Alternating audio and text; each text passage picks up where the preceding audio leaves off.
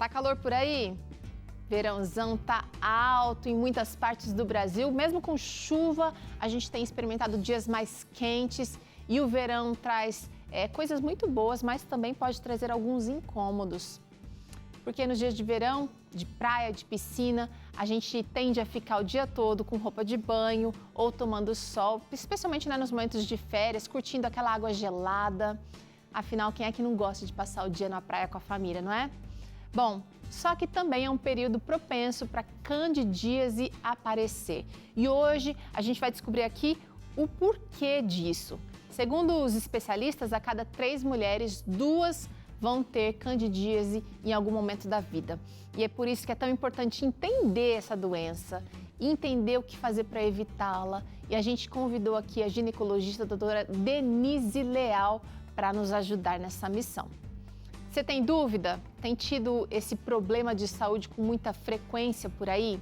Então, olha, participa com a gente agora, mandando o seu WhatsApp no número 12 98266 0004. Dá para usar o QR Code aqui na sua tela também. E aí você vai ser encaminhado para o nosso contato, só mandar a sua pergunta. Se você quiser fazer uma pergunta anônima, é só dizer que a gente não vai te identificar, mas a sua participação é super importante aqui no Vida e Saúde. Doutora Denise, bem-vinda, tudo bem? Muito obrigada, tudo jóia, Teru, e você? Tudo bem também. Hoje falando de um assunto muito importante para as mulheres, candidíase. Eu acho que é importante, doutora, começar explicando o que é, né? É um nome diferente, assim, mas muitas mulheres acabam tendo problemas sem identificar. Eu acho que é muito comum, né, Teru? Todo mundo acho que já conheceu alguém ou já teve algum episódio de candidíase, né? Então, para a gente entender, candidíase, na verdade, é uma doença que a gente fala, né? Que ela se dá através da proliferação de um fungo chamado cândida. Então, o que acontece? A gente tem esse fungo, esse micro-organismo, em várias partes do nosso corpo e não acarreta numa doença, tá? Ele só vai dar uma doença, a famosa candidíase, quando esse fungo está numa quantidade muito exacerbada. É isso que é importante a gente entender. Vamos falar de sintomas, doutora, porque então se é um fungo comum, mas quando o problema está descontrolado, ele vai gerar incômodos, vai gerar sintomas. A gente preparou aqui algumas características que na verdade não se encerram aqui, podem existir outras, né? Então pode ser uma coceira intensa, isso na parte interna ou externa da vagina, doutora? Isso, exatamente. Então, assim, eu acho que a gente foca hoje no programa, né, para falar da candidíase mais vaginal, né, Teru? Mas, assim, como eu falei, o fungo pode ter em qualquer parte. Então, um dos sintomas mais comuns é essa coceira. Então, tem mulher que tem coceira na partinha só de fora da vagina e tem mulher que tem coceira por dentro mesmo. Tá bom, vamos seguir em frente com outros sintomas, ó, para você descobrir aí. Vermelhidão e inchaço. Vou trazer outros sintomas, vem comigo. Placas esbranquiçadas. E aí eu queria que você explicasse um pouquinho mais sobre essas duas questões aqui, doutora. Então, assim, o sintoma mais comum da candidíase é essa coceirinha, tá? Uma irritação, coceirinha. Tem paciente que só queixa de uma vermelhidão local, então acha que a vagina está um pouco mais inchada, mais vermelhinha. Mais sensível. Mais sensível. E outro sintoma muito comum é uma secreção vaginal esbranquiçada, às vezes ela pode ser até esverdeada, e ela sai não uma leitosa, ela sai grumenta, como se fosse um leite coalhado, sabe? Certo. Uma coalhada é grossa. Então isso é bem característico da candidíase, esse tipo de secreção. Olha aqui outro sintoma, gente, o corrimento esbranquiçado também, mas ele vai ser assim, esse corrimento nesse formato, é isso? Exatamente. Então, assim, às vezes a gente tem um pouquinho de secreção vaginal, né? Mas quando ela tá muito grumenta, ela é esbranquiçada, mas mais grossinha. Ela é como se fossem uns pedacinhos mesmo. Isso é o mais comum da cândida, tá? Ou até esverdeada. Importante a gente falar que a cândida pode sim dar essa secreção esbranquiçada, grumentinha, mas ela não dá odor, que isso é uma coisa que dá bastante dúvida. Ok, então boas pistas aqui para você levar para o seu médico. Vamos ver outros sintomas, gente. Pode dar uma dor ou queimação na hora de fazer xixi, confundindo até com um pouquinho de infecção urinária, né, doutora? Exatamente. E olha esse outro... Pode falar. Desculpa. Como por dentro da vagina, lembra que a gente falou que por fora ela pode estar vermelha, né? E na parte interna, a mulher não consegue enxergar. mas ela faz como se fosse uma inflamação no local. Então, às vezes, quando você urina, como ela está um pouco machucadinha por dentro, você vai sentir esse ardor pós-urinar. Ok, então com certeza vai mudar aí o ambiente vaginal, deixando aí mais sensível. Também pode ter um desconforto durante o contato íntimo, durante a relação sexual, por exemplo.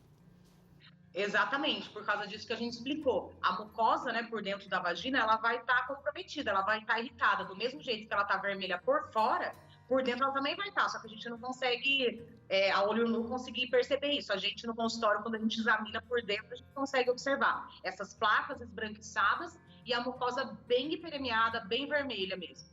Tá. Agora é o seguinte, gente, a candidíase, ela vai ter picos, né, doutora? Ela pode começar bem fraca e depois aumentar. Por isso é importante você notar todos esses sintomas para que você consiga pegar esse problema, às vezes, no começo, ou então perceber, de repente, olha, um desconforto durante a relação sexual, será que não chega a ser uma dor, né, mas um desconforto, essa ardência, a urinar, então pode ser pistas de que a doença está chegando. Na verdade, é igual a gente falou, como esse fungo, ele vive ali na nossa vagina e geralmente ele não vai acarretar em nada. Então, quando essa cândida está muito, né, muito exacerbada, a gente aumenta demais, ela vai provocar uma inflamação, uma irritação local, corrimento. Então, essa dor na relação não é uma dor numa penetração profunda, é uma dor quase por fora, sabe? Na entradinha mesmo da vagina. Uhum. Geralmente, após a relação, até para iniciar a relação, a mulher não consegue, que ela percebe que está como se fosse um pouco machucada por dentro. É essa sensação que a mulher descreve. Ok. Então, será que dá para considerar a candidíase uma doença sexualmente transmissível, doutora? Não, a cândida não é considerada porque, como eu falei, o fungo faz parte do nosso corpo, entendeu? Então, do mesmo jeito que eu tenho a cândida, você tem a cândida, o parceiro tem cândida, é normal, entendeu? Mas então, quando... a gente está com a gente. Agora, explica pra gente. Então, digamos que eu esteja com esse fungo descontrolado. Já já a gente vai falar por que isso pode acontecer. Mas se eu tenho uma relação sexual, uma relação íntima, meu parceiro também pode desconfigurar o equilíbrio da flora dele? Pode, mas nem sempre, entendeu? Okay. Nem sempre. Às vezes pode sim, mas não é considerado uma doença sexualmente transmissível não, porque seu parceiro também tem esse fungo, entendeu? Então tá bom. Ele também, mas às vezes ele pode não pegar de você, mas como você tá com o fungo mais aflorado ali, ele também pode ter. Às vezes eles sentem um pouquinho de ardor, uma irritação e às vezes até umas fissurinhas. Então tá bom. Doutora, chegou uma interação que eu quero trazer na tela agora. Vamos ver quem é que está falando com a gente. É a Leila. Será que mulher grávida pode ter candidíase? Ela quer saber e já quer saber o tratamento, doutora. Tá com pressa. A mulher grávida, ela é um dos fatores de risco até para candidíase. É que eu vou falar mais para frente, eu acho, né, de por que a gente tem a cândida. Então, a gestante, ela é considerada uma paciente com uma imunidade mais baixa. E essa imunidade mais baixa faz com que a gente tenha mais propensão a desenvolver a candidíase. Pode falar, doutora, por que pode acontecer esse desequilíbrio a ponto desse fungo se proliferar além do normal? Então, assim, a principal causa da cândida está ligada ao nosso intestino. Então, é até engraçado eu falar isso, mas o que acontece? Acontece uma desbiose mesmo. E começa no intestino. O que é uma desbiose? É um desequilíbrio. Então, a gente tem bicho, né, no corpo, vou falar de uma forma, bichos são micro-organismos. A gente tem bactérias, tem fungos do bem e do mal, né? Quando a gente desequilibra esse meio, vai propiciar a candidíase. Então, igual eu falei, a gestante, ela tá com a imunidade prejudicada, porque ela toma um bebê dentro dela. Por isso que a gestante, a gente suplementa muito, a gestante faz anemia, porque o bebê consome mesmo da mãe. Por isso que a gente fala, a gestante tem que comer direito. Então, ela tem uma imunidade prejudicada nessa fase da vida. Por isso que propicia muito a cândida. O que acontece? Ela tem uma imunidade mais baixa, a flora faz com que esses bichinhos do fungo ficam mais desequilibrados. Então, tem mais fungo do que bactéria boa. E aí, começa toda hora ela tem essa coceirinha, corrimento, coceirinha, corrimento. O que não é legal, que apesar de ser tratável, como a gente vai ver daqui a pouquinho, precisa de atenção, porque, como a doutora disse, é um fator de risco para a gestante. Mas também para as pessoas que não estão gestantes, a candidíase precisa de atenção. Vamos trazer mais uma pergunta aqui de gestante, doutora Val. Ela pergunta se a candidíase pode prejudicar o desenvolvimento do bebê. Ela quer saber também se a candidíase pode ser um impedimento para o parto normal. Ela diz que é Não, de gestante jeito, aqui, então ela está realmente interessada nesse cuidado, doutora. não, de jeito nenhum. Porque uma das coisas que a gente até fala que é importante o bebê nascer do parto normal é ele ter contato com a flora vaginal, né? Isso é muito importante para o bebê já nascer e ter contato com essas bactérias, com esses fungos. Então, mesmo que a mulher esteja num quadro de candidíase, no momento do parto, não contraindica o parto dela de maneira alguma. Legal, bom saber disso. Bom, é o seguinte, a Também gente não quer... Pode falar, doutora. sabe? E a candidíase durante a gestação não vai trazer dano nenhum para o bebê, tá? Ok. Isso não... Tá respondida a sua pergunta, mas agora a gente quer saber o que fazer para cuidar, para de repente não deixar esse desequilíbrio acontecer. E já que você percebeu que o intestino tem um papel importante aí nessa prevenção. Doutora, a gente tem um display aqui que a gente vai falar já já com alimentos, com outros alimentos que são mais nocivos. Só que a higiene, vamos começar com prevenção aqui falando de higiene antes de tudo. É bem legal. A candidíase não é um problema de higiene, porém, a falta de higiene ou um cuidado mais, assim, atento com a higiene pode, de repente, piorar? Pode sim. O que a gente mais vê, na verdade, eu acho, mulher, é lavar em excesso a vagina. Então, o que você fala? Você tira essa proteção. Lembra que eu falei desde o início? A gente tem micro-organismos do bem e do mal. E você tá lavando toda hora, você tá tirando os dois, né? Ok. Então, você tira proteção. Então, as mulheres lavam demais a vagina. Demais. Então, o ideal é a gente lavar a vagina uma vez por dia, não ficar lavando toda hora, passando sabonete toda hora, não ficar fazendo aquelas duchinhas higiênicas, lenço umedecido, isso não é legal. Bom, muito bom. Então, olha, após urinar, limpe de frente para trás, justamente para evitar contaminação com o ânus, né, doutora? Vamos passar... Exatamente. Então, a gente tem a uretra, né, que é o canal vaginal, muito próximo ao ânus, muito próximo mesmo. E a gente tem mania de limpar, né, da frente para trás. Então, isso É o que é certo. importante. O ânus, sempre do local mais limpo para o lugar mais sujo. Eu falei o contrário, né? A gente tem mania de limpar assim, ó, né? Do ânus para a vagina. E é errado. É sempre da vagina para o ânus, em outra direção. Bora, gente, mudar aí hábitos que podem prejudicar. Olha aqui, outra dica, higiene íntima. A doutora mencionou aqui que é importante fazer, mas não em excesso. Nada de neurose, doutora. E lembrar de não ficar fazendo a ducha higiênica, passando lenço umedecido, tomar cuidado também com esses sabonetes íntimos, que eles podem alterar bem o pH da vagina também. Então, tomar um cuidado para não usar toda hora, todos os dias. Beleza. Olha outro cuidado de prevenção, gente. Nada de desodorantes, sprays ou perfumes na área íntima. Doutora, parece-me que eu já até vi para vender desodorante íntimo. Não é indicado, então? Não é indicado. E a gente tem um preconceito, né, hétero, assim, com a nossa vagina. As mulheres, né, têm um certo preconceito. Eu sempre falo isso, vagina tem cheiro de vagina, né? Lógico, um odor forte que a gente sinta, daí geralmente tem alguma coisa alterada. Não é para você sentir. A gente tem que ter um cheiro próprio e não pode tirar, porque é isso, a gente tira toda a proteção dela, altera esse pH, propiciando bactérias e fungos ruins a se proliferarem. Agora, deixa eu dar mais uma lembrada aqui. O desodorante de usar aqui na axila, então, nem pensar em usar nessa área íntima, né, doutora? Não precisa nem pensar de jeito nenhum. Tá a dica, gente. Olha aqui.